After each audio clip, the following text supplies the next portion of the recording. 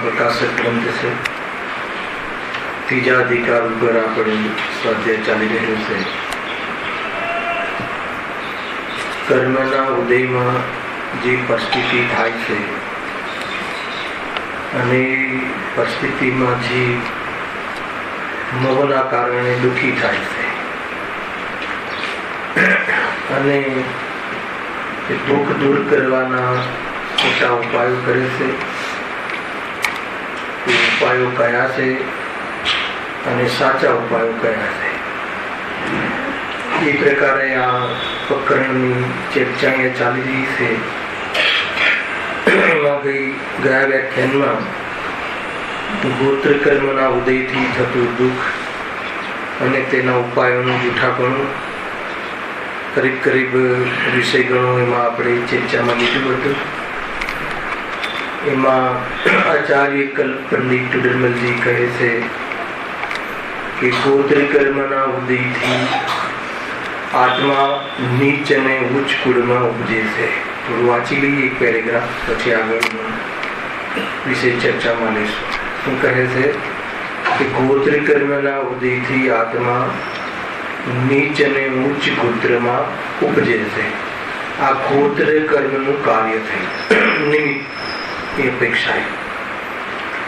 હવે એમાં જીવ ભૂલ શું કરે છે અર્થાત મોહમાં એ શું માને છે તો આગળ કહ્યું ત્યાં ઉચ્ચ કુળમાં ઉપજતા પોતાને ઊંચું માને છે અને નીચ કુળમાં ઉપજતા પોતાને નીચું માને છે। આમ ભૂલ થઈ ગઈ। કોઈ કુળના આધારે ઉચ્ચ નીચના ભેદ નથી। કોઈ ઊંચા કુળમાં જન્મ્યો એટલે ઊંચું થઈ ગયો અને કોઈ નીચા કુળમાં જન્મ્યો એટલે નીચું થઈ ગયું એમ છે નહીં। પણ આ જીવે મોહમાં એમ માને। આગળ શું કહે છે વળી કુલ પલટવાનો ઉપાય તો તેને કઈ ભાસતો નથી। જન્મથી જે કુળ મળી હોય છે તો મરણ પર્યંત કુળ તો એ જ રહે છે। એમાં બદલવાનો કોઈ ઉપાય તો છે જ નહીં, બદલવાનો પસંદ છે નહીં। એ ભાવ પર્યંત કુળ બદલવાનો કોઈ અવસર છે નહીં। હવે શું ભૂલ કરે છે તેથી જેવું કુળ પામ્યું હોય તેવા જ કુળમાં સ્વપણું માને છે। અહીંયા સુધી વાત એમને કહી કે જે કુળમાં જન્મ્યો હોય એને પોતાનું કુળ માની લે છે, પણ કુળ અપેક્ષાએ પોતાને ઊંચ નીચ માનવું ભ્રમ છે। બસ આ વાત મૂળ છે। અહીંયા કઈ દિશામાં ચર્ચા છે, કયા એંગલથી છે કે કોઈ ઊંચા કુળમાં જન્મ્યું અને એટલે ઊંચો માનવું અને નીચા કુળમાં જન્મ્યું એટલે પોતાને નીચું માનવું, અર્થાત એ જેનું પોતાનું સ્વરૂપ માનવું એ તો ભ્રમ છે। થોડીક વાત અહીંયા બીજી કરવા પણ માગે છે। ખરેખર તો ઉચ્ચ કુળ વાળો કોઈ નિંદ કાર્ય કરે તો તે નીચ થઈ જાય અને નીચ કુળમાં કોઈ પ્રશંસનીય કાર્ય કરે તો તે ઉચ્ચ થઈ જાય। અને આ ભાવનીઓથી આપણે જે લાસ્ટ ચર્ચા કરી હતી, ખરેખર તો ભલે કુળ એનું નીચું હોય પરંતુ ઉચ્ચ આચરણ હોય તો એ પ્રશંસનીય છે એમ કહે છે પંડિતજી. તો એને ઉચ્ચ ગોત્ર કર્મનો ઉદય કહેવો, અને ભલે નીચ કુળમાં જન્મે તો પણ, અને ઉચ્ચ કુળમાં જન્મે અને આચરણ નીચ હોય તો એને નીચ ગોત્ર કર્મનો ઉદય સમજો, અને ભવિષ્યમાં પણ નીચ કુળ મળશે એ નક્કી છે એમ અહીંયા સમજવું.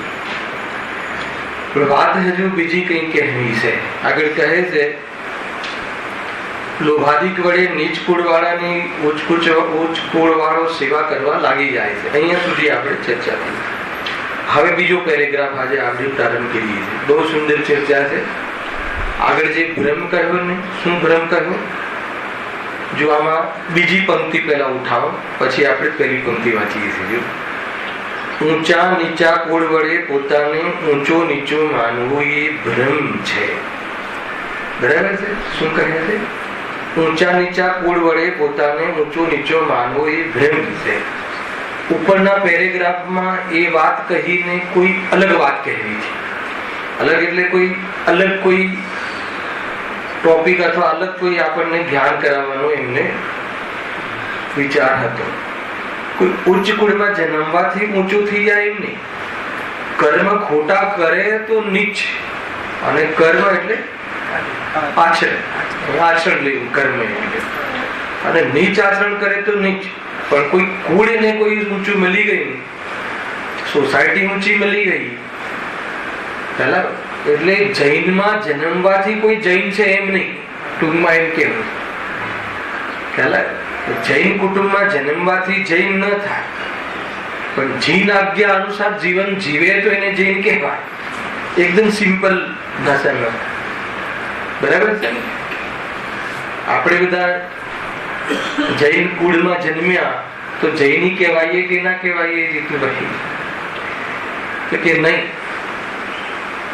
એ અપેક્ષા એ તો નામધારી જૈન, એને નામ નિક્ષેપ થી નહીં જૈન, તો કે ભાવ નિક્ષેપ થી જૈન. જીન આજ્ઞાને માને. જીન આજ્ઞા કઈ છે? ઇન્દ્રિયોને જીતે, જે શરીરથી દેહથી પોતાને ભિન્ન માને, રાગાદી ભાવમાં દુઃખ જાણે, કશાય એવી ભાવ છે સ્વભાવ નથી એમ જાણે, અને એમાં એકત્વ બુદ્ધિ છોડીને એનો ભાવ કરવાનો પુરુષાર્થ કરે, એને આપણે શું કહીએ છીએ? ખ્યાલ આવે કે આ કઈ જાતનો સંસ્કાર કર્યો? આ મૂળ છે. એની પાછળ બધા સટ આવશ્યક ને એ જે મૂળ ગુણ શ્રાવકના ને બધા એની પાછળ છે. આના વગર નહીં નિભે એમ કહે છે. ખેર અહીંયા વિશે એ ઉપરના પેરેગ્રાફમાં એમને આપણને ઇન્ડિકેટ કર્યું. અહીંયા ઓર બીજી વાત કરવી છે, પ્યોર અધ્યાત્મ, કે ઊંચા નીચા કુળ વડે પોતાને ઊંચો નીચો માનવો એ ભ્રમ છે. કેમ ભ્રમ છે? શું કામ ભ્રમ છે? ખ્યાલ આવે? બે ચાર વાર બોલું છું, તમારા મનમાં અત્યાર સુધી ચર્ચામાં આ વાત આવી જવી જોઈએ. પોતાને ઊંચા નીચા કુટુંબ વડે પોતાને ઊંચો નીચો માનવો એ ભ્રમ છે. કેમ? કેમ કે એ તારી પર્યાય જ નથી, એ તારું સ્વરૂપ જ નથી. એ પર્યાય હોવા છતાં એ તારું સ્વરૂપ જ નથી. કેમ કે તો પલટાઈ જાય છે. એ લખ્યું છે. વળી કુટુંબ કેટલા કાળ સુધી રહે છે? પ્રશ્ન કર્યો એનો જવાબ. કારણ પર્યાય છૂટતા કુળનો પણ પલટો થઈ જાય છે. તો એ તારું સ્વરૂપ માની લેવું. કોઈ બહારના કુટુંબમાં જન્મ્યો, ઊંચા કુટુંબમાં જન્મીને પોતાનું પરમનન્ટ સ્વરૂપ જ માની લેવું, તો કે એ તો અહંકાર કરીશ તો તારો અહંકાર ગવાવાનો છે. કેમ કે અરે એ ઊંચ આચરણ નીચ આચરણની અપેક્ષા એ તો એ અલગ ચર્ચા કરી, ખ્યાલ આવે? પરંતુ સંયોગમાં તને જે કુળ મળ્યું છે એ તો સંયોગમાં મળ્યું છે, એ તારું પરમનન્ટ સ્વરૂપ નથી. ખ્યાલ આવે? અહીંયા તું ચક્રવર્તી નું રાજ કરતો હોય, હીરાના માણેકના જડેલા ખાટલે તું પોડતો હોય, એવા કુટુંબમાં એવા કુળમાં જન્મ્યું હોય, પરંતુ તારા નીચ આચરણના કારણે બીજા જંતુનું વ્રતમાં તું નરકમાં રાડો પાડતો હોય તો તારા એ કુટુંબનો અહંકાર નો શું મતલબ રહ્યો? અહીંયા એ પણ સમજવું જરૂરી છે. બહુ ઊંચી વાત છે. વળી કુળ કેટલા કાળ સુધી રહે છે? કારણ પર્યાય છૂટતા, પર્યાય પલટતા. બહુ વૈરાગ્યની વાત છે ભાઈ. પર્યાય પલટતા બધું પલટાઈ જાય છે. ખ્યાલ કે નહીં? પર્યાય પલટતા દેશ બદલાઈ જાય, ભાષા બદલાઈ જાય, કુળ બદલાઈ જાય, પતિ બદલાઈ જાય, પત્ની બદલાઈ જાય, શરીર બદલાઈ જાય. ખ્યાલ કે નહીં? વેપાર બદલાઈ જાય, સોચ સમજો બધું બદલાઈ જાય. જેને લઈને તું આપણે અહીંયા રચ્યા પચ્યા રહીએ છીએ, જેના પ્રત્યે આપણે સમર્પિત થઈ અને સાતાના જ્ઞાનમાં સુતા છીએ કે આજ મારું સ્વરૂપ છે, તો કે પર્યાય પલટતા બધું પલટાઈ જાય. શું નથી રહેતું? શું રહે છે? રહે છે તો એક માત્ર અખંડ ચૈતન્ય સ્વભાવ રહે છે. એ પલટાતો નથી. એ તારું આજે તો કહ્યું ને, આજે બહુ સરસ કે ગુરુદેવ શું કહી દીધું ખબર છે?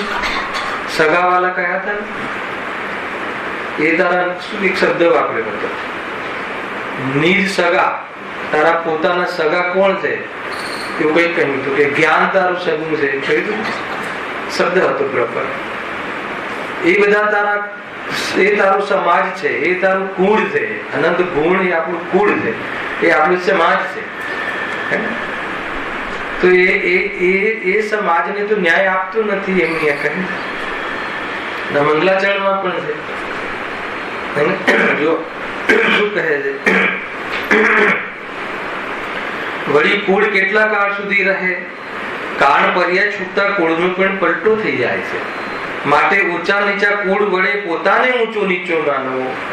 કુળ ઊંચું નીચું હોય વાત જુદી છે, પણ એને લઈને પોતાને ઊંચો નીચો માનવો એ ભ્રમ છે. કેમ કે આ તારું સપનું છે, આ ખુલ્લી આંખનું સપનું છે. અર્થાત આ સંયોગો સ્વપ્નવત છે. સંયોગો છે પણ તારી સાથે રહેવામાં સ્વપ્નવત છે. એ તો છીનવાઈ જાય છે. એ તો પ્રકૃતિ આપેલી ભેટ છે. પ્રકૃતિ એ પાછી લઈ લે છે. સમજમાં આવે છે તો કે એ તારું સ્વરૂપ નથી. જો હવે પ્રોબ્લેમ શું થાય છે? જો એને માનવાથી ઉચ્ચ કુળ વાળા અથવા ઉચ્ચ કુળને કારણે પોતાને ઊંચો માનવો અને નીચ કુળને લઈને પોતાને નીચો માનવો, એનાથી શું પ્રોબ્લેમ થાય છે? તો કે આગળ લખ્યું, ઉચ્ચ કુળ વાળાને નીચા થવાના ભયનું, ઊંચા કુળમાં જન્મ્યું હોય તો એને અપમાન સહન ન થાય. એમાં માન કશાયના કારણે જીવ. જો એમાં એટલી બધી તકલીફો થાય છે કે જ્યારે હું પોતાને કુળને લઈને પોતાને ઊંચો માનું, સ્વભાવને લઈને હું મને ઊંચો માનવું, તો સ્વભાવ તો દરેક જીવ પાસે છે, એવો ને એવો, એટલે ભેદ નહીં થાય. પણ તો કુળને લઈને ઊંચો માનીશ કે જે કર્મને લઈને વિવિધતા પ્રગટ થઈ છે, કર્મને લઈને અનેકતા પ્રગટ થઈ છે કુળ આદિની, તો એને લઈને હું ઊંચો માનીશ તો હું કોઈને તુચ્છ માનીશ. જ્યાં હું પોતાને ઊંચો માનીશ તો કોઈને નીચો માનવાનો પ્રસંગ ઉભો થાય છે. પણ કોને લઈને? સંયોગમાં કુળ આદિને લઈને. અને સ્વભાવને લઈને હું ઊંચો માનીશ તો તું બહાર નજર કરીશ સ્વભાવની ઓરથી તો બધી જ જગ્યાએ સમાનતા દેખાશે. એટલે તારા પરિણામમાં પક્ષપાત, ભેદભાવ ઉભો નહીં થાય. અને ભેદભાવ ઉભો નહીં થાય તો ક્લેશ પેદા નહીં થાય. અને ક્લેશ પેદા નહીં થાય તો દુઃખ નહીં થાય. બસ વાત આ છે. બરાબર છે કે નહીં? હું કુળથી લઈને મને ઊંચો માનીશ તો શું થશે? પહેલા તો એ કાયમી રહેવાનું નથી. એટલે મારું એ અહંકાર, મારું માન ખવાવાનું છે. એટલે મને દુઃખનો પ્રસંગ સાથે એમાં ગર્વિત જ છે. દુનિયાના જે દુઃખ છે, સુખ છે, દુનિયાના સુખ એટલે અજ્ઞાની જેને સુખ માને છે અથવા જે ભ્રમરૂપ સુખ છે, શાસ્ત્રમાં પણ એને જેને વ્યવહારથી સુખ કહ્યું છે. શું વાત છે? સુખ કહ્યું નહીં, વ્યવહારથી સુખ કહ્યું છે. એટલે શું? પરમાર્થે સુખ છે જ નહીં. ઘણું બધું લીધું છે. ત્યાં પણ કશાયની મનતા હોય, લોકના જે ઇન્દ્રિય સુખ કહે છે એમાં પણ જ્યારે કસાય મંદ પડે તો સુખ વાસિત થાય, ત્યાં પણ ફોર્મ્યુલા તો એ જ છે. લોકમાં પણ ચંદ્રકાંતભાઈ કરોડો અરબો રૂપિયા હોય પણ કસાય તીવ્ર હોય તો ત્યાં પણ દુઃખ છે. મોહ તીવ્ર હોય તો, પણ ત્યાં મોહ મંદ હોય તો મોહની મંદતાના અનુસાર ઓછું દુઃખ હોય, એને સંસારમાં ઓછા દુઃખને સુખ કહેવાની પદ્ધતિ છે. આ સિદ્ધાંત કયો બરાબર છે ભાઈ? માનો કે તમને 105 ડિગ્રી તાવ આવ્યો હોય અને પછી 103 ડિગ્રી થયો, તો તમને કોઈ પૂછે કેમ છો, તો તમે શું કહેશો? સારું છે. સારું છે તો પછી ડોક્ટર પાસે કેમ જઈ રહ્યા છો? તો કે નોર્મલ છું નહીં, પણ અપેક્ષિત સુખ કહ્યું. 105 ડિગ્રીની અપેક્ષા. એમ તો મોહ મંદ હોય તો સુખ લાગે, પણ ખરેખર મોહના અભાવમાં સુખ છે. લોકમાં પણ એ વિધિ છે. લોકમાં પણ કોઈ બહારમાં ઘણી સામગ્રી હોય અને સુખ એમ નથી કહ્યું, સામગ્રી ભલે ઘણી હોય પણ મોહ મંદ હોય તો ત્યાં આકુલતા ઘટે. આકુલતા મટે એમ નહીં, આકુલતા ઘટે. અને આત્માનો આશ્રય હોય તો આકુલતા મટે. આ બધા સિદ્ધાંતો લોજિક છે. ખ્યાલ આવે કે અહીંયા શું કહે છે? તો ઉચ્ચ કુળવાળાને નીચા થવાના ભય, નિરંતર ભય રહે છે. હાઈ સોસાયટીમાં રહેતા જીવોને નિરંતર અપમાનનો ભય રહે છે. નિરંતર અપમાનનો ભય રહે છે. એની લિફ્ટમાં એક નોકર આવી જાય ને તો અંદરમાં પરેશાન થઈ જાય. કોઈ કઈ કહે નહીં, પરેશાન થઈ જાય. મારી સાથે નોકર હાઈ રાઈઝ જે સોસાયટી બધી બિલ્ડિંગ છે ને સોસાયટી છે, એમાં નોકરો માટે અને એના માટે અલગ લિફ્ટ કરી હોય છે. કોઈ ભોળો વ્યક્તિ હોય તો કે પેલા 2 લિફ્ટ ચલાવી, ખોટી હિંસા કરવી, 2 લિફ્ટમાં તો એકમાં જતા રહીએ, એવું કોઈ જીવ હોય. દુનિયા એને ભોળો કહે છે, પણ એ ચતુર જીવ છે. પાછો એક તો ચાલે, કેટલી ઘર્ષણમાં કેટલી જીવની હિંસા થતી હશે, તો પછી સ્પેશિયલ પછી એક ઘર્ષણ થાય આખી લિફ્ટ, તો કેટલી જીવની હિંસા. તો એમ થાય કે આજે શેઠ જઈ રહ્યા છે તો એમના ભેગું જતો રહું, તો શેઠને શું થાય? એટલે એ ઊંચા કુળવાળો માને છે અને આને શું માને છે? નીચા કુળવાળો. ભલે પછી એની હાઈ સોસાયટીના લેવલમાં એની બધું જ દોષ દુરાચરણ એને હોય, ભલે પછી એ કોઈ ક્લબમાંથી જ આવતો હોય અને પેલો મંદિરમાંથી આવતો હોય, જીન મંદિરમાંથી, એનું આવે છે કઈ? બતાવો ઊંચાચરણ ને નીચાચરણ વાળો કોણ? બહુ બધી વાત સમજવા જેવી છે ભાઈ. અત્યારે પલાખા અજ્ઞાનીના બદલાઈ ગયા છે. અજ્ઞાનીના પલાખા બદલે તો કઈ ગણિત નહીં બદલાય. 2 ને 2 4 જ થાય. ખ્યાલ આવે કે 1 ને 1 2 થાય. અહીંયા તો અધ્યાત્મનું તો ગણિત એ છે કે 1 ને 1 2 ક્યારે ના થાય. ખ્યાલ આવે કે 1 1 જ રહે. આ ગણિત તો જુદું છે. આ તો કઈ અલગ વિજ્ઞાન છે, અલગ ગણિત છે. આ ગણિત જેને ગણતા આવડે એ બહુ નફો કરે. 1 ને 1 2 2 और 2 5 વાળો તો આ ક્ષેત્રમાં જ નથી. 2 2 4 એ તો ઊંચાચરણ વાળો છે. પરંતુ ધન અને હું થઈને સુખી થઈએ એ માનવા વાળો અહીંયા કહે છે કે મિથ્યા દૃષ્ટિ છે. ખ્યાલ આવ્યો? 2 દ્વૈતપણામાં હંમેશા વિકલ્પ ઉભો થાય અને વિકલ્પ હંમેશા દુઃખકારક. બહુ લોજિક, બહુ ન્યાય છે ભાઈ. હા, બગડે 2 એટલે બગડે અને 3 થાય તો કેટલું બગડે પછી. એકમાં મજા છે, એકરૂપમાં મજા છે. આ કહ્યું ને, જયારે તું કોઈ કુટુંબથી જીવ ઉત્કૃષ્ટ છે, જીવ ઉત્કૃષ્ટ છે, જીવ માત્ર ઉત્કૃષ્ટ છે, જીવ માત્ર. કયો જીવ એવો ભેદ નહીં કરો. સિદ્ધ ભગવાન કે એકેન્દ્રિય એમને જીવ સ્વભાવથી જોવાની દ્રષ્ટિ કરો એમ કહે. જો ઊંચો જોઈશ તો એમાં નીચાપણું ગર્ભિત છે. જન્મ બનાવીશ તો મરણનો શોક નિશ્ચિત છે. પણ જન્મ મરણ છે જ નહીં, એને જોઈ લઈશ. હે ને? જન્મ મરણ કોણે નથી? કોને નથી જન્મ મરણ? મને, આત્મા. અને જન્મ મરણ કોને છે? આયુષ્ય કોને છે? આયુષ્ય શરીરને છે. શરીરને લઈને આયુષ્યની ચર્ચા છે, અને હું શરીર નથી એટલે આયુષ્યની ચર્ચા મારી સાથે નથી. કુળની ચર્ચા કોને લઈને છે? કુટુંબને લઈને. અને કુટુંબની જે અવસ્થા થઈ છે એ તો બદલાવા વાળી છે, એટલે મારી નથી. એટલે કુટુંબ વાળો હું નથી. કયું કુટુંબ વાળો? બતા ચિન્મય, તમારા કુટુંબમાં જન્મેલું બાળક અથવા તમે જે કુટુંબમાં જન્મ્યા છો એ કુટુંબને તમે તમારી મતલબ કે કોઈ તમારું મતલબ ગૌરવ માનતા હોય, અને તમે તમારું કુટુંબ જેનું વિરોધી હોય, આ પર્યાય પલટતા એ વિરોધી કુટુંબમાં તમારો જન્મ થશે. તો કયું કુટુંબ તમારું? પછી એ કુટુંબ માટે તમે લડશો મરશો, તો કયું કુટુંબ તમારું? બતાવો. એટલે કોઈ કુટુંબ આપણું નથી. એમ કહે છે તો ટેમ્પરરી એક સંજોગ છે, યોગ થયો છે, અને સંયોગમાં કોઈ ચીજ આવે અને મારું માની લેવાની આદત છોડી દે. બસ ગંદી આદત છે, આદત ઠીક નથી. સંયોગમાં કોઈ ચીજ આવે એટલે મારી થઈ ગઈ. એ તો વસ્તુ વ્યવસ્થા છે. સમેસારની ગાથામાં કહ્યું, હમણાં ચાલે છે અમારે, કઈ ચાલે છે 36મી ગાથામાં આવે છે કે આ એક લોકમાં અનંત દ્રવ્યો પરસ્પર અવગાહ રીતે રહે છે.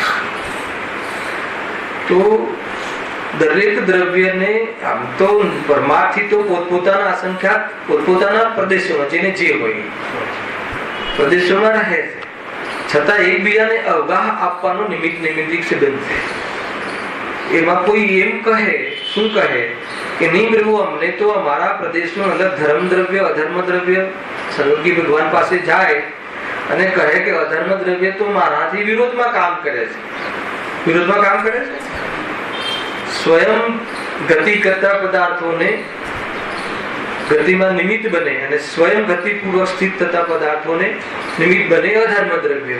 તો કે એને તમે અલગ કરી નાખો, તો કે અનિવાર્ય નથી. અરે એ નિવારી શકાય એવું નથી, એમ લખ્યું. એનું નિવારણ નથી, એ સંભવ નથી.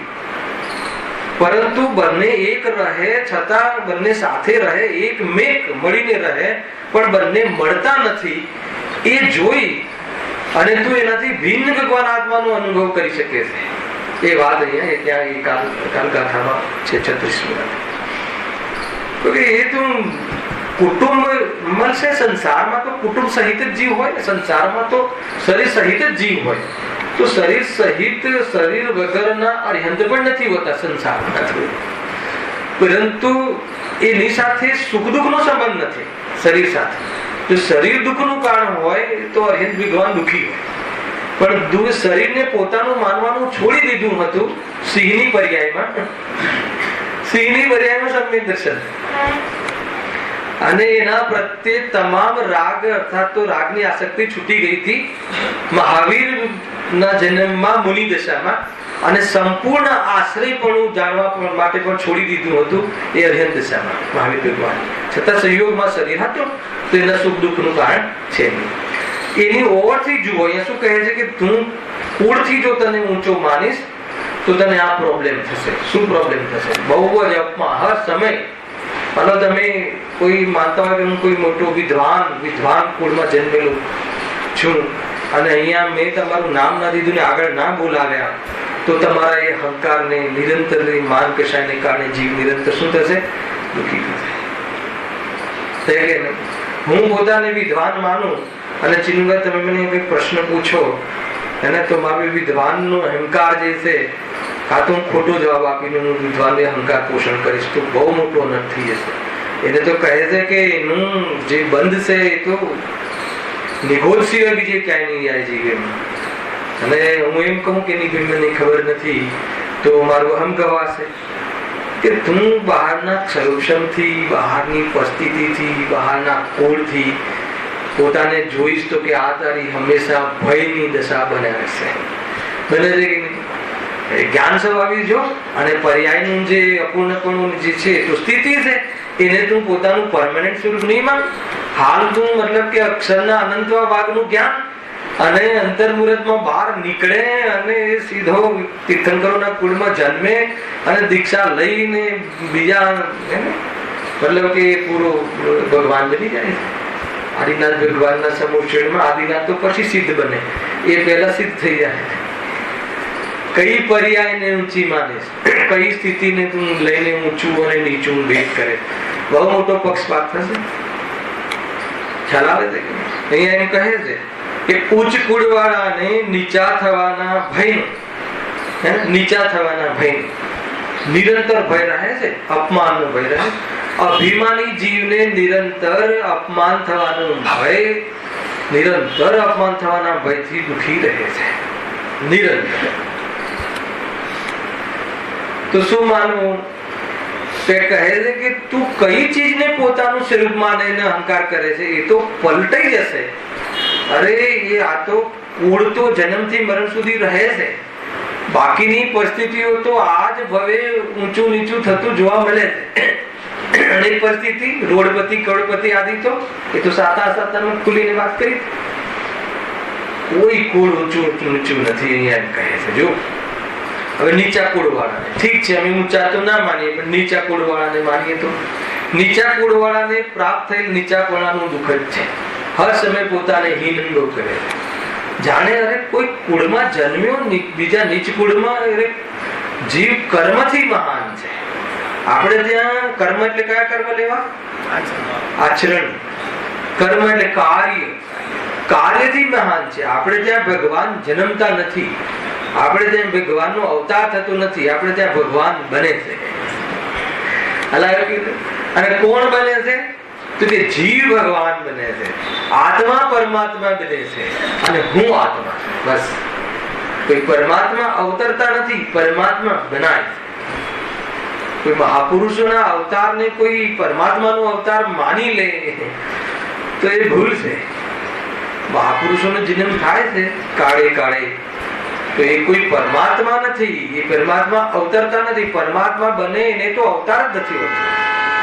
જે પરમાત્મા બની જાય જન્મે, પછી સિદ્ધ બની જાય પછી જન્મે. રાજેશભાઈ, તો પરમાત્માને અવતાર ના હોય, સમજી લેજો. અને શુદ્ધાત્માને અવતાર ના હોય. તો અવતાર એ વચ્ચેની કોઈ પોઝિશન છે, એવું નથી. સમજમાં આવે છે કે? અને કોઈ પોઝિશનમાં રીઝી જાય અને દુઃખને પ્રાપ્ત થાય તો કે તારી ભૂલ છે, ભ્રમ છે. ખ્યાલ આવે છે? અત્યારે તો બધા બદલાઈ ગયા ને. ગણિત, ધન આદિ બહારમાં, સામગ્રી આદિ બહારમાં, પહોંચ આદિ બહારમાં, ગુંડાઓની ઓળખાણ આદિ વધારે હોય તો એને શું કહેવાય? મોટો. ગુંડાની ઓળખાણ, તીર્થંકરોની નહીં. પહેલા મોટો કોને કહેવાય રાજભાઈ? અત્યારે એ મોટો છે. ખ્યાલ આવે કે નહીં ભાઈ? ખ્યાલ નથી. તારી ઓળખાણ તને ખબર નથી, તો સિદ્ધથી તું જરા પણ ઓછો ઉતરતો નથી. સિદ્ધની પર્યાય જેવી પ્રગટ થઈ છે એવો સ્વભાવ વાળો હાલ તું છે, સ્વભાવ વાળો. અને એને તું જોઈ લે તો સિદ્ધ જેવો અનુભવ હાલ થઈ જાય. અને ક્રમથી સિદ્ધની પર્યાય આવે ત્યારે સિદ્ધની પર્યાય થઈને તું સિદ્ધનો અનુભવ કરજે. અત્યારે જેટલી તારી પાસે ક્ષમતા હોય એનાથી તું આત્માનો અનુભવ કર. જો નહીં કે હું અલ્પ છું ને એ પૂર્ણ છે, નહીં જોયું. અંતર કાંઈ નથી છે ભાવની જોઈએ તો સમજમાં આવે છે. બતાવો હરિ પરમાત્મા સિદ્ધ પરમાત્માને જે પર્યાય પ્રગટ થઈ સાધી દશા, એના દ્વારા શું કરતા હશે? એક આત્માને અનુભવ કરતા હશે. તો સમ્યક દ્રષ્ટિ શું કરે છે નરકમાં? એક આત્માનો અનુભવ કરે છે. અંતર કઈ બાજુનું છે? અને જે અંતર છે તો ઉપરી છે, જે અંતર છે એ તો આત્માનું સ્વરૂપ જ નથી. એને તો આત્માને સંબંધ જ નથી. ખ્યાલ આવે છે કે એ રીતે છે. જો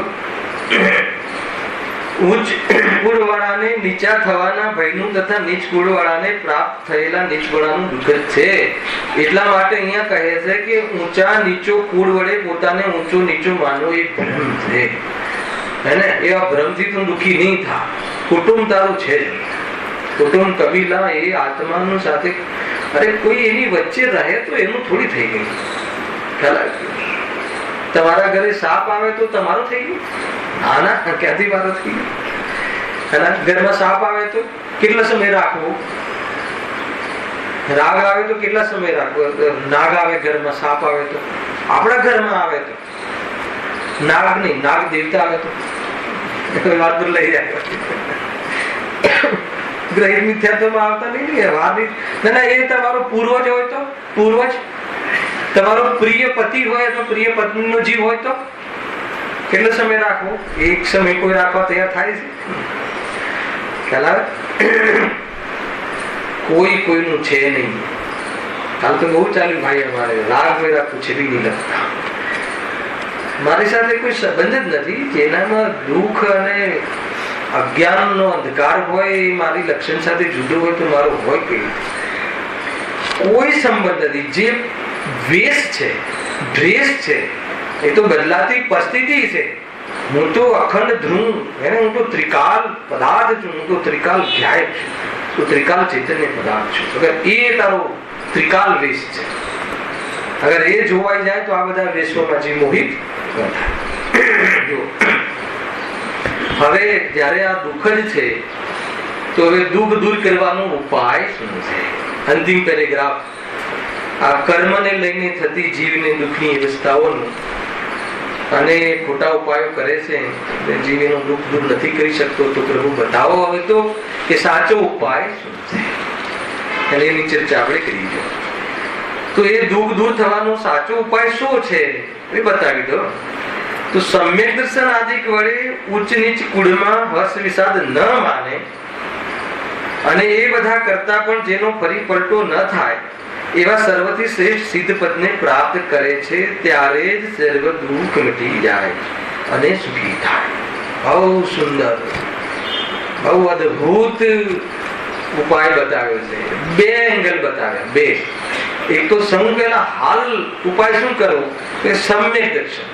સમ્યક દર્શન એટલે શું? સાચું દર્શન. સાચું દર્શન એટલે શું? જે ચીજ જેવી છે એવી માનવી. તો આ જે કુળ આદિ જે છે એ શું છે? એક પરિસ્થિતિ છે અને હું એ નથી એવા દર્શન. અરે આ વચ્ચે તું ભેદ નહીં કર. કોઈ હર્ષ શોક લખ્યું છે ને, ઊંચ નીચ કુળમાં હર્ષ વિષાદ ન માને, એનું નામ સમ્યક દર્શન. ઊંચ અને નીચ કુળ ન હોય જેને, એ તો સમ્યક, એ તો સિદ્ધ અવસ્થા. ફરીથી ઊંચ અને નીચ આદિ કુળ અને એના નિમિત્ત વાળા કર્મ અને એના ભાવ કર્મ ન હોય એ તો સિદ્ધ અવસ્થા. અને જેના સ્વભાવમાં ના હોય એ શુદ્ધાત્મા. અને જેની દ્રષ્ટિમાં ના હોય સમ્યક દ્રષ્ટિ. કેટલી વાત કહી નહીં ખ્યાલ આવ્યો? ખ્યાલ આવ્યો? શું કહ્યું? ઉચ્ચ કુળ અને નીચ કુળ જેનામાં હોય જ નહીં એવો જે સ્વભાવ એ શુદ્ધાત્મા. એ કોની પાસે છે? કોની પાસે છે? ભેદ પડે છે. એ કોણ છે? પૂછો. અને જેને સંયોગમાં પણ ઉચ્ચ નીચ કુળ અને એને લાવવા વાળા નિમિત્ત કારણ ગોત્ર કર્મ આદિ કર્મ અને એના બંધાવાના કારણ રાગ આદિ ભાવ કર્મ, એ જેને પર્યાયમાં જ ના હોય એ કોણ? સિદ્ધાત્મા. અને આ જેના સંયોગમાં હોય પણ એને જેને દ્રષ્ટિ ના હોય, દ્રષ્ટિ એટલે એને પોતાનું સ્વરૂપ ના માને એવી દ્રષ્ટિ હોય, એ કોણ? સમ્યક દ્રષ્ટિ. એટલે સૌથી પહેલા શું કરવું? સમ્યક દ્રષ્ટિ. આગળ ટોન આ રીતે છે. બહુ જોરદાર ચર્ચા છે. સમ્યક દર્શન આદિ વડે ઉચ્ચ નીચ કુળમાં હર્ષ વિષાદ. ઉચ્ચ નીચ કુળમાં હર્ષ વિષાદ ન માનવો એટલે ભેદ ન કરવો. કેમ ભેદ ન કરવો? કેમ ભેદ ન કરવો? બંને પરિસ્થિતિ છે. ઉચ્ચ કુટુંબ નીચ કુટુંબ બંને કોકમાં તું હર્ષ માનીશ તો એની સાથે દુઃખ સાથે છે, હે ને? સમતા ભાવ નહીં પ્રગટે, હે ને? અહીંયા એની ચર્ચા છે. એના માટે હું એક શ્લોકની મેં તમને પ્રોમિસ કર્યું હતું ને, શ્લોક અહીંયા લઉં છું. એક નાટક સમયના દ્વારા બહુ સુંદર છે. આને લઈને છે, બહુ સુંદર ચર્ચા. જો કયું પેજ છે?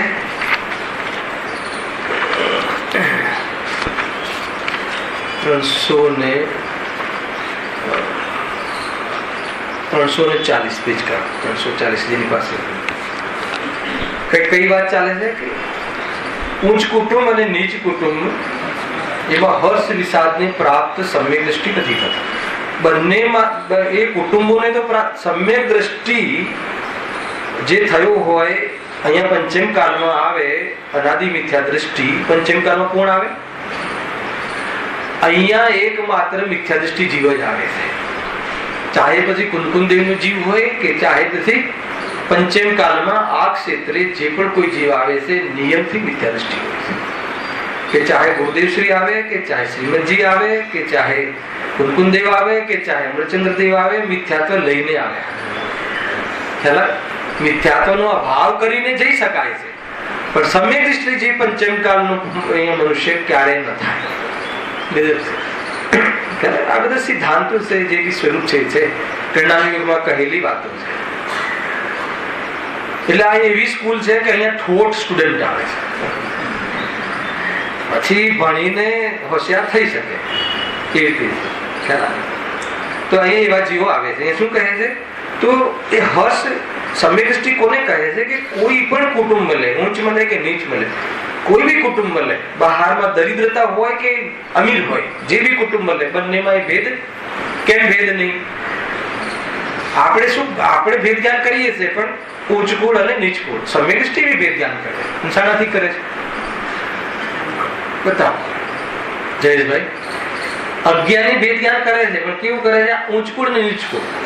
અને જ્ઞાની ભેદ જ્ઞાન કરે છે કે આ કુળ જુદું અને આત્મા જુદું. એનું ભેદ જ્ઞાન, એની જે પ્રજ્ઞા છીણી જે પટકે છે ને, એ પ્રોપર જગ્યાએ પટકે છે. અને આપણે જ્યાં પ્રજ્ઞા છીણી પટકીએ છીએ ત્યાં આપણું સુખ ખંડિત થાય છે. આપણી માન્યતા ખંડિત થાય છે નિયમથી. આપણે ત્યાં પ્રજ્ઞા છીણી પટકીએ છીએ. અને જ્ઞાની ક્યાં પ્રગટે છે? કે જ્યાં ભેદ છે ત્યાં પ્રજ્ઞા છીણી પટકે છે. કે આપણું કોઈ બી કુળ હોય, ચાહે ઊંચું કે નીચું, બે કુળ શું છે? મારા નથી, હું નથી, હું એમાં નથી, એ મારામાં નથી, જુદા. એટલે કોઈ કુળથી હર્ષ અને કોઈ કુળથી વિષાદને પ્રાપ્ત થતા નથી. અને બંને પરિસ્થિતિઓમાં સમાન સમતાને ધારણ કરે છે, ઉદાસીન રહે છે, ઉપેક્ષિત ભાવે રહે છે. બેન્સલીનું એક કથન છે, કયું એ લખ્યું છે ને કે ઉદાસીનતા, અકેલી ઉદાસીનતા સુખ કી સહેલી. એ વાત આમાં કોઈ બી ભાવમાં અહીંયા સમતા રાખવી, ભેદ ન કરવો, પ્રપંચ ન કરવો, પક્ષપાત ન કરવો, ભેદભાવ ન કરવો, એ મૈયા કરે છે. કોણ નથી કરતું? સમ્યક. કેમ નથી કરતું? કેમ કે એ જે ભેદભાવો છે એ મારા છે જ નહીં. મારો અધિકાર જ નથી કે જેથી હું એની કોઈ કોમેન્ટ્સ કરું કે કોઈ એમાં અધિકાર કરીને આ મારું તારું કરું. કેમ કે હું તો એને જાણવા વાળો ચૈતન્ય પદાર્થ, જેનામાં જે ઝલકે છે એ જ્ઞાન વિભૂતિથી આ વિભૂષિત એવા ગહેનાથી હું વાસ્તવમાં અલંકૃત એવો ચૈતન્ય દેવ છું. હું તો ચેતન સ્વરૂપ શાશ્વત દેવ છું. અને મારી એક સમયની જ્ઞાનની પર્યાયમાં આ કુળ અને એના કર્મ અને એના નિમિત્ત વાળા ભાવો ભિન્ન રહી અને મારામાં ઝલકે છે, છતાં હું ચેતન સ્વરૂપનો ત્યાગ કરતો નથી. એવું હું ચૈતન્ય દેવ છું. એટલે મને ભેદભાવ તો ક્યારે કરીએ કે એમાં આપણું કઈ હોય તો. ભેદભાવ ક્યારે થાય? આપણી ચીજ છે નહીં તો કઈ રીતે ભેદભાવ કરવા? ખ્યાલ આવે છે? અને ભેદભાવ એટલા માટે હર્ષ શોક ને વિષાદ કરતા નથી, હર્ષ શોક વિષાદ ને પ્રાપ્ત થતા નથી. બહુ સુંદર ચર્ચા છે, જો અહીંયા લખ્યું છે. હાસી में विषाद बसे, विद्या में विवाद बसे. બહુ સુંદર છે. હાસી में विषाद बसे એટલે શું કહે છે કે જે હાસ્ય, હાસ્યમાં જે સુખ માને છે, તો એ જ હાસ્ય લડાઈ સાથે છે. તમે જોયું આપણે મજાક શાના માટે કરીએ છીએ? કોઈની મજાક શું કામ કરીએ છીએ? કોઈ કહેશે મજાક મજા માટે કરીએ છીએ. દુનિયામાં હાસ્ય ક્લબ સુખ માટે ચાલે છે. અહીંયા કહે છે કે હાસ્ય કસાય છે, દુઃખનું કારણ છે. કે તને હાસ્યમાં જે સુખ લાગે છે એ સુખ નથી. દુનિયામાં અજ્ઞાની લોકો હાસ્યમાં, સ્માઇલિંગ ફેસ કેવો લાગે? પસંદ લાગે તો કહે છે કે વિતરાગી નથી. પ્રભુની મુદ્રા કેવી હોવી જોઈએ? સ્માઇલિંગ હોવી જોઈએ મૂર્તિ. અરે સ્માઇલિંગ તો કસાય વાળી છે. હાસ્ય વિષાદ થી રહિત વિતરાગી એક ત્રીજી મુદ્રા છે. આ મુદ્રાનો કોઈને ખબર જ નથી કે મુદ્રા છે જે સુખની મુદ્રા છે. હાસ્ય જે મુદ્રા છે ને એ હસવાનું તો કસાય કહી, પણ એમાં અહીંયા બહુ જોરદાર, તું હાસ્યમાં સુખ માને છે ને, દુનિયા હાસ્યમાં સુખ માને છે. આપણે પણ હસવાના પ્રોગ્રામો જોઈએ છીએ, કેમ કે હસવામાં આપણને આનંદ લાગે છે. તો કહે છે કે એ તને જે સુખ લાગે છે ને એ ભ્રમ છે, એ સુખાભાસ છે. કેમ સુખાભાસ છે? કે વિષાદ સાથે છે. જ્યાં હાસ્ય છે ત્યાં ઝઘડાનો અવસર ઉભો રહે છે. તમે જોયો, જ્યાં પછી હસવાનું ચાલુ રહે, મજાક થાય, ત્યાં પછી ઝઘડો થાય છે. લખ્યું જો હાસ્યમાં સુખ માનવામાં આવે તો હાસ્યમાં લડાઈ થવાનો સંભવ છે. જે સુખમાં દુઃખનો ચાન્સ રહે એને આધ્યાત્મિક જગત, એને જ્ઞાનીઓ સુખ કહેતા નથી. જે સુખની પાછળ દુઃખ આવે એને સુખ કહેતા નથી. તો પછી જે સુખની પાછળ એને સુખ કેમ કહો છો? એ તો લોકની ઓરથી વ્યવહાર ભાષા પાડી કહી. લોકમાં જેને સુખ પહેચાને છે એ સુખની પાછળ નિયમથી દુઃખ હોય છે. એની પાછળ એ તો ક્રમથી બોલે છે, એ સુખમાં દુઃખ સાથે હોય છે. આપણે કહ્યું ને, અભિમાનની સાથે નિરંતર ભય રહે છે. અભિમાનનું ગૌરવમાં એને હું મોટો, તો એમાં એ સુખ માનીને હું મોટાનું અંદરમાં ફિલિંગ કરે છે, તો સાથે સાથે અપમાનનો ભય પણ ચાલુ રહે છે. એને અમે સુખ કઈ રીતે કહીએ? બહુ ઊંચી અંદરમાં થીમ છે. પંડિત બનારસજી દાસ, એની સ્ટોરી સાંભળો તો, આપણે ગ્રંથ લીધો નથી ને તો તમને એમનો પરિચય કહું તો તમને નવાઈ લાગે. જો હાસી में विषाद बसे, विद्या में विवाद बसे. વિદ્યા એટલે કઈ વિદ્યા? પારમેશ્વરી નહીં. ને બહારમાં જે જાણકારી, સક્ષમ જ્ઞેયોનું જ્ઞાન, તમને કોઈ વિષય, શાસ્ત્રનું જ્ઞાન, શાસ્ત્રની વિદ્યા બહારની વિદ્યા છે, એ પારમાર્થિક વિદ્યા નથી. એ શું કહે છે? એ વિદ્યામાં વિવાદ બસે. શું લખ્યું? જો વિદ્યામાં સુખ માનવામાં આવે, વિદ્યામાં તને મહિમા આવે, બહારની જાણકારીમાં મહિમા આવે, બહારના શાસ્ત્રજ્ઞમાં તને મહિમા આવે, તો એ નિયમથી વિવાદ ત્યાં સર્જાય છે. વિવાદ મળે એમાં સમાયેલો છે, એમાં વિવાદનો પણ નિવાસ છે. તમે અહીંયા વિદ્વાન બનીને બેસો, તમે પ્રવચન નહીં સાંભળી શકો, અનુભવ ગારંટી છે. હું તમારું પ્રવચન ચાલતું હોય ને હું વિદ્વાન તરીકે બેસું, આમ બોલવું જોઈએ ને આમ બોલવું જોઈએ ને આમ કહેવું જોઈએ ને આમ કહેવું જોઈએ, સાંભળી જ નહીં શકે. હું ગાયક છું, સાંભળી જ નહીં શકે. ગાયક છે બરાબર છે, તમે કહો છો ભાઈ બરાબર છે, પરંતુ અત્યારે હાલ પર્યાયમાં રાગ છે, કેમ બોલતા નથી? બરાબર છે કે નહીં? વાથી પણ પ્રયોજનવાન છે. ભક્તિ આદિ કેમ કે અરે જેનો પાઠ ચાલે છે એ ભક્તિનો ભાવ છે, એ ભાવ પ્રશંસનીય છે, વંદનીય નથી. એનાથી સુખની બેલી છે, એનાથી બંધ થાય છે. દ્રષ્ટિમાં તો રાખવા લાયક નથી, અને પરિણામમાં પણ એનો અભાવ જ્ઞાની કરીને વિતરાગતાને પ્રાપ્ત થઈ જાય છે. બોલ શું કેવું તારે? તો એને તારે હે બુદ્ધિએ જાણવું પડશે કે નહીં, જે ભાવ આવે છે મને આવતો જ નથી, એને તો હે ઉપાધિને શું કહે? તેને શુભાવ જ નથી તો ત્યાં વાત કહે. અરે તને ભક્તિના ભાવ આવે છે, એમાં સંતુષ્ટ ન થાય, એમાં તને ભ્રમ ના થઈ જાય, એના ફલમાં તું રીઝાય ન જાય, અને એની પ્રશંસામાં તું તારો આત્માનું કલ્યાણ તું ભૂલી ના જાય, એટલા માટે તને જ્ઞાની ધર્માત્મા હર સમયે એલર્ટ કરે છે કે ભાઈ આ ભાવ જે ભાવે તીર્થંકર નામ કર્મ ગોત્ર કર્મ બંધાય, એ પણ જે ભાવે બંધ થતો હોય એ ભાવ વિતરાગતા અને મોક્ષનું કારણ કઈ રીતે હોઈ શકે? કે નહીં? એ વાત જ્ઞાની કહે છે, એક જ મિનિટમાં બધી વાત કહી છે. આવે શું કહેજો? વિદ્યામાં વિવાદનો નિવાસ છે. કઈ વિદ્યા?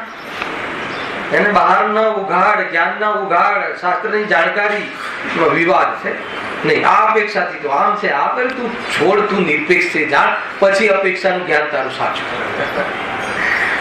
પર્યાય નિરપેક્ષ છે. નરક જવો તો તું સ્વતંત્ર, ને મોક્ષ જવો તો સ્વતંત્ર, એ માન. પછી કયા કર્મથી નરકે જવાય છે, પછી તારી વાત અપેક્ષિત વાત સાચી થઈ.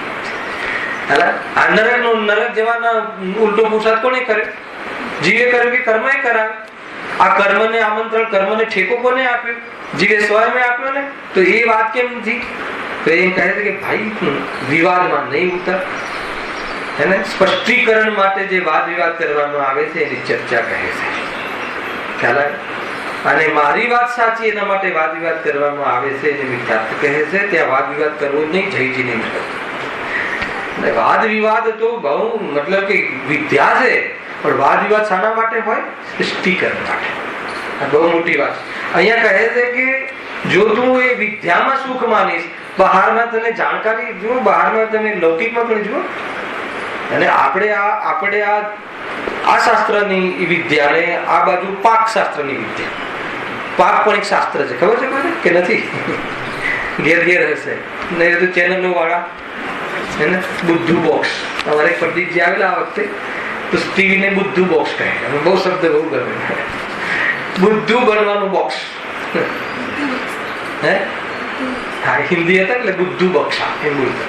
બુદ્ધુ બોક્સ આપણે ઇંગ્લિશ ને ગુજરાતી જોડે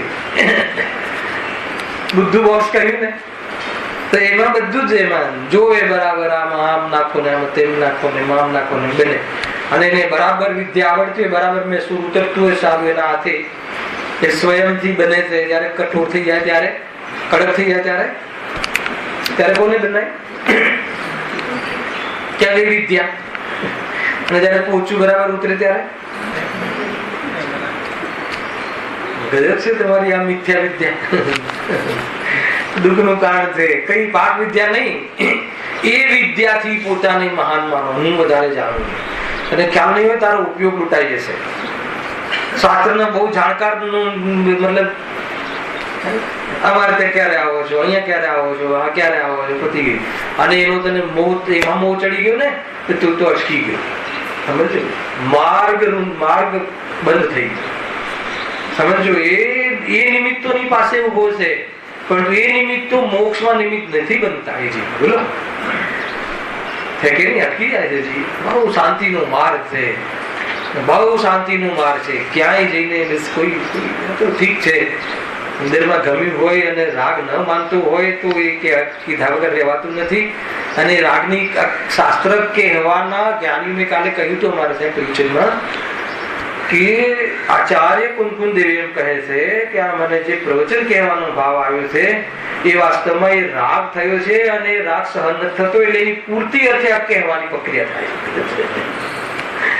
આપણને લાગે છે બરદાસ્ત નથી થતો રાગ. એટલે જેમ એક ભોગી જીવ ભોગનો ભાવ બરદાસ્ત થતો નથી એટલે ભોગોમાં ઝુકાવે છે, એમ અહીંયા ત્યાગી જીવો પણ એમની ભૂમિકાના અનુસાર રહેલો રાગ એને બરદાસ્ત થતો નથી એટલે એમને બોલ્યા વગર ચાલતું નથી. શું કર્મ આચાર્ય એટલે રાગમાં કટાયું. આ મારું સ્વરૂપ નથી, ક્યાંથી એ મારું હોય? જે મને મારા સ્વરૂપમાં જવાથી વંચિત રાખવામાં નિમિત્ત બનતું હોય એ ભાવ અને પ્રક્રિયા અને સંસ્કાર મારો ન હોય. આખી વાત ઉડાવી નિર્માણ. આટલા મોટા ગ્રંથ લખ્યા. આપણે કવિતા રચી હોય તો એને પેલા નહીં સમરી આપો, પેલા કોણે રચી છે કહો, પછી બોલો. આ વિદ્યા કઈ વિદ્યા થઈ? બહુ ઊંચી વાત છે ભાઈ. મતલબ તું જો ત્યાં પણ એને ઘીઓનો મહિમા આવે, હું વધારે જાણવાના સ્વભાવથી મહાન માને તો બરાબર છે, પણ જાણવામાં મેં વધારે જાણ્યું તો એ ઘીઓનો મહિમા આવે. આટલા પદાર્થોને મેં જાણ્યા, આટલા શાસ્ત્રોને મેં જાણ્યા, તો કે એ વિદ્યા વિવાદનું કારણ બને. એ વિદ્યાની સાથે વિવાદનો નિવાસ છે. ગજબ છે, બહુ જોરદાર. હાસી में विषाद बसे, विद्या में विवाद बसे, काया में मरण, गुरु वर्तन में हीनता. જોરદાર લખ્યું છે. શું લખ્યું? કાયા में મરણ એટલે જન્મ, કાયા મળી ને, શરીર મળ્યું, એનો મહિમા આવે તો મરણ, એમાં મરણનો ભયનો પણ નિવાસ છે. જો એ તો અહીંયા બહુ ચાલ્યું છે. જો શરીરમાં સુખ માનવામાં આવે તો જે જન્મે છે તે અવશ્ય મરે છે. પછી ગુરુ વર્તન મેં હીનતા. શું લખ્યું છે? જો મોટાઈમાં સુખ માનવામાં આવે, મારી મોટપ થઈ ગઈ ને હમણાં, હું મોટપ સારી લઈને મોટપ છે, તો એમાં નીચાપણાનો વાસ છે. તું તને મોટો માનીશ તો તારાથી કોઈ ઊંચો આવશે તો તું નીચાનો અનુભવ કરે. એ ના કરતા તું એ નીચું મોટું જે થવું એ બંને હર્ષ વિષાદનું કારણ નથી. એ તો પર્યાયના સ્લેબ છે, પર્યાયના ખેલ છે. એ તો કર્મને લઈને અનેકતાઓ થાય છે, અને અનેકતાઓમાં હું એકરૂપ, હું એક જ્ઞાયક ભાવ છું. હું તો જ્ઞાયક પ્રભુ છું, એક રૂપ. અક્ષરના અનંતવા ભાગે થઈ ગયું, પર્યાયમાં જ્ઞાન કોઈ પણ જડ ન થયું, જ્ઞાન ગુણમાં કોઈ કમી ન આવી, એટલા માટે તો કેવલ જ્ઞાન પ્રગટ્યું. એ તો ક્યાંથી પ્રગટે? શક્તિહીન થઈ ગઈ હોત તો એ તો પર્યાયમાં હીનતા હતી ને. જેટલા પણ તીર્થંકરો થયા એ ક્યાંથી આવે? આપણે બધા ક્યાંથી આવે? આપણું પ્રિય કઈ નિગોત આવા વાળું છે. કાલે જોરદાર એની ચર્ચા, વૈરાગ્ય આવી જાય. વૈરાગ્ય અને સિદ્ધાંતનો મેલ કાલના પ્રકરણમાં આવશે. પછી શું કહે છે? જો મોટાઈમાં સુખ માનવામાં આવે તો તેમાં નીચાપણાનો વાસ છે. પછી શું કહેજો? સૂચિ મેં ગીલા નહીં બસે, પ્રાપ્તિ મેં હાનિ બસે, સૂચિ ને ગ્લાની બસે. સૂચિ ને એટલે સૂચિ કોનો સ્વભાવ છે? આત્માનો કે શરીરનો? અસૂચિ આત્માનો સ્વભાવ, અસૂચિ શરીરનો સ્વભાવ. શરીર સુંદર સ્વચ્છ રાખે, સ્વચ્છ રાખે તો એને અશુદ્ધતામાં ગ્લાનિનો ભાવ છે. ગજબ છે આ તો.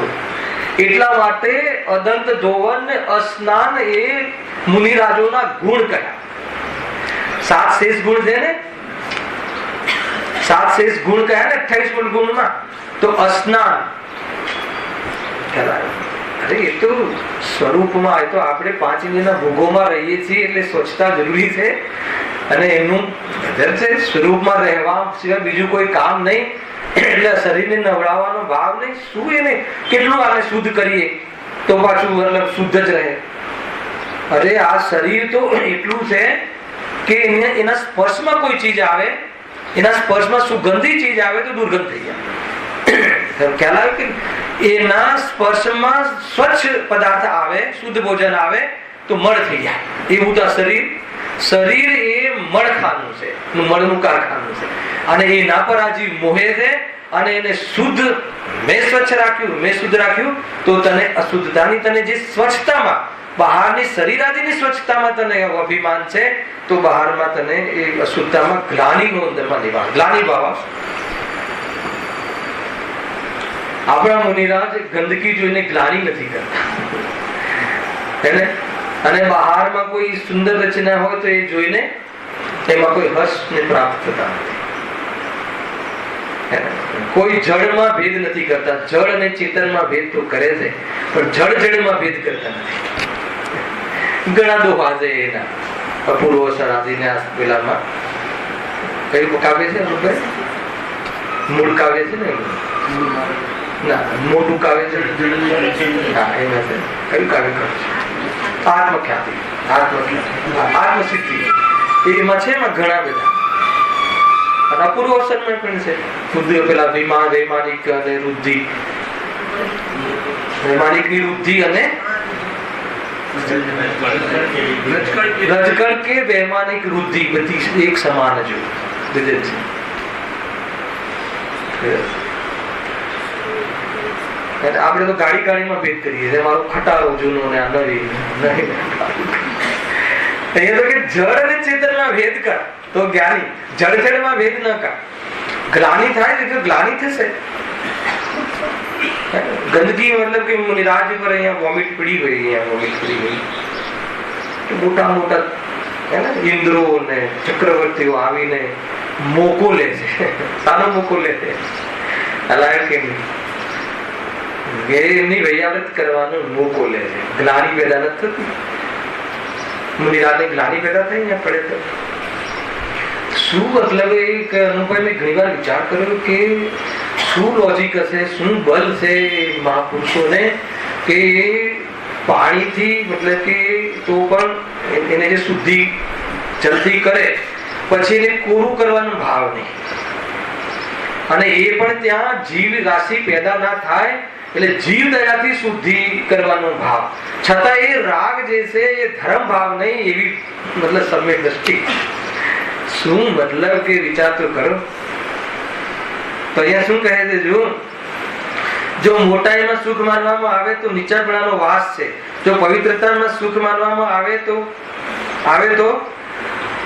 પવિત્રતામાં ગ્લાનિનો વાસ છે. તો તરત તને ગ્લાનિ, એ બે કોઈ ભેદ નહીં. અમને આપણે ગટર આવે, આમ ગટર આવે અને આપણે આમ રૂમાલ મૂક્યું તો એ કઈ કસાય છે? મૂકવું કે ના મૂકવું બધા એક. અચ્છા મુનિરાજ જતા હોય તો એ તો આમ તો ના કરે, શ્વાસ રોકે કે ના, ભાવ ના આવે, એમને ભેદ નથી પડતો. ખ્યાલ આવે છે કે નહીં? ભોજનમાં ભક્ષ અભક્ષ નો ભેદ એ ચંડાનો યોગ છે. અને દ્રષ્ટિમાં ભોજનમાં સુખ અને આત્મામાં સુખ નહીં, અથવા ભોજનથી સુખ એવું અભેદ માને તો મિથ્યા દ્રષ્ટિ. ભોજનમાં સુખનું અભેદપણું માને તો મિથ્યા દ્રષ્ટિ, અને ભોજનમાં ભક્ષ અભક્ષ નો વિવેક ના કરે તો ચંડાનો યોગ નહીં. સમજમાં આવે છે કે નહીં આખી વાત? હિંસાને લઈને ભેદ છે. આ સારો સ્વાદ અને આ બેસ્વાદ એને લઈને ભેદ નથી, નહીં તો ઇન્દ્રિય વિજય નહીં થાય. બહુ સૂક્ષ્મ વાત તો છે આ. અને આપણે સ્વાદ અને બેસ્વાદને લઈને આપણે ભેદ કરીએ છીએ. મુનિરાજ, આમાં જીવની ઉત્પત્તિ થઈ ગઈ એટલે આ અશુદ્ધ. જીવની હિંસાથી ભેદ કરે, અને એનો પણ જે રાગ ભાવ છે, કરુણા ભાવ છે, એ કરુણા ભાવ અને વિતરાગતા બે ભિન્ન, એનાથી ધર્મ નહીં, એવું ભેદ જ્ઞાન હોય. શું કલા છે આ તો, વિજ્ઞાન કલા છે. સમય થઈ ગયો. એ બહુ સરસ દોહો છે, બતાવી દો છે. જો આગળ શું કહે છે? સૂચિ में ગિલાની બસે, પ્રાપ્તિ में હાનિ બસે.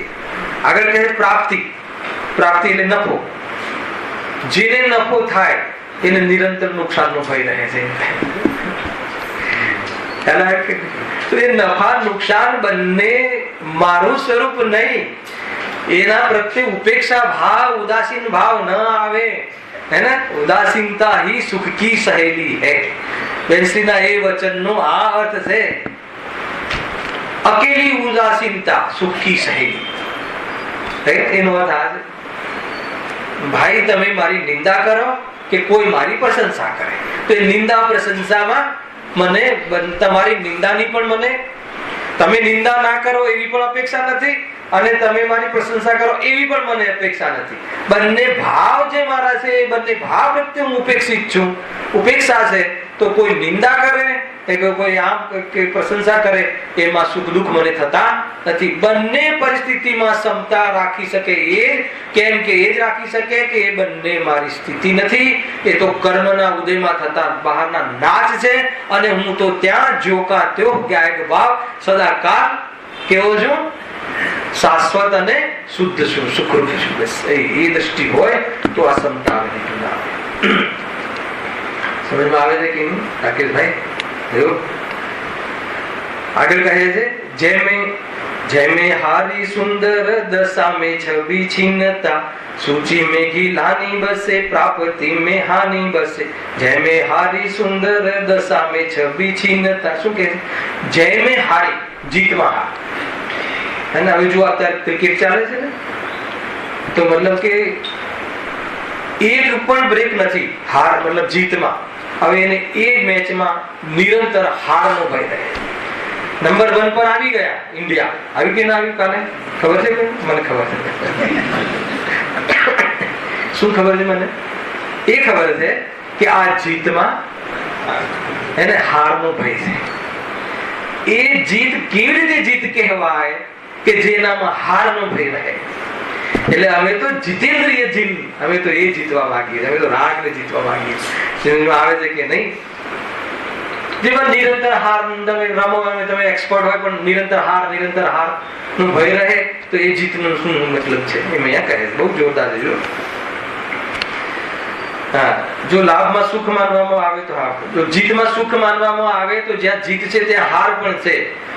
પછી જો સુંદરતામાં સુખ માનવામાં આવે તો સદા એક સરખી રહેતી નથી, બગડે પણ છે, અને બગડવાનો ભય રહે છે નિરંતર. જે બહુ સુંદર દેખાતો હોય શરીર, શું સુંદર, અને વિતરાગતા સુંદર છે, ગુણવાન સુંદર છે.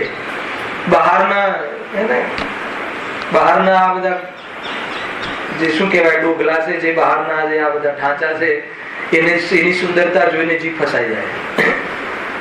બહારના પણ જે એંગેજમેન્ટ થાય છે, શું જોઈએ? બહારના ઢાંચા જોઈએ, અને અંદરમાં એ જીવને જરા પણ કોઈ અંદરમાં કોઈ ગુણ તો હોય નહીં, તો જીવ દુઃખી થઈ જાય. આખી જિંદગી શું જોઈને કર્યું તું કે અલગ વિષય, આ અલગ વિષય, આ તો અધ્યાત્મ વિષય.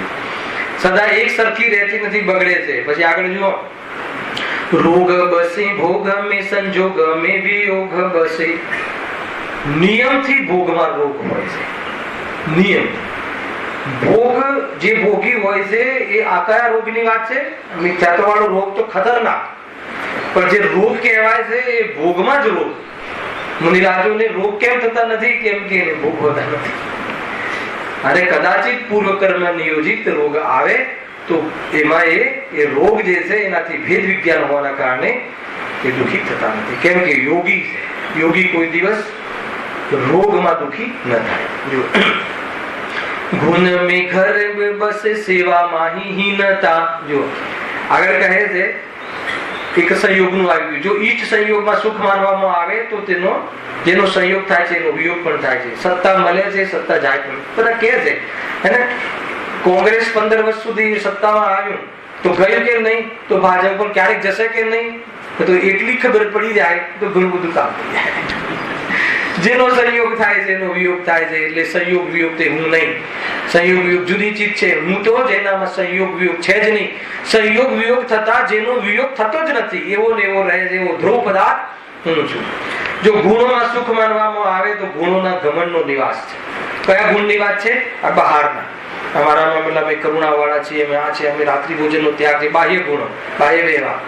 તો એમાં શું છે? એ ઘમંડનો એમાં નિવાસ છે. અરે એ કઈ તારું સ્વરૂપ છે હે ને, એમ કહે છે. જો નોકરી ચાકરીમાં સુખ માનવામાં આવે, આમાં લખ્યું છે ગુણમે ગર્ભ બસે સેવામાં હીનતા.